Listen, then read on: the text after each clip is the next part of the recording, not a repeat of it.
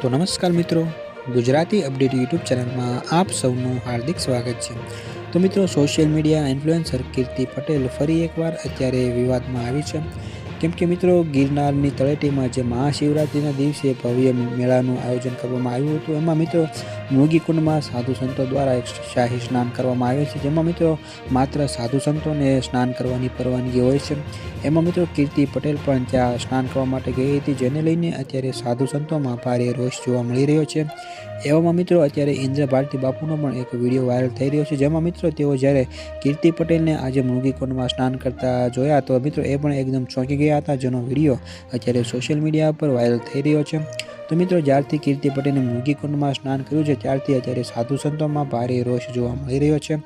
તો મિત્રો કહેવાય છે કે આજે મૃગીકુંડમાં શાહી સ્નાન કરવામાં આવે છે, એમાં માત્ર સાધુ સંતોને જ આમાં પરવાનગી હોય છે સ્નાન કરવાની। તો મિત્રો એમાં કીર્તિ પટેલ ત્યાં કઈ રીતે આવી એને લઈને અત્યારે સવાલો ઊભા થઈ રહ્યા છે।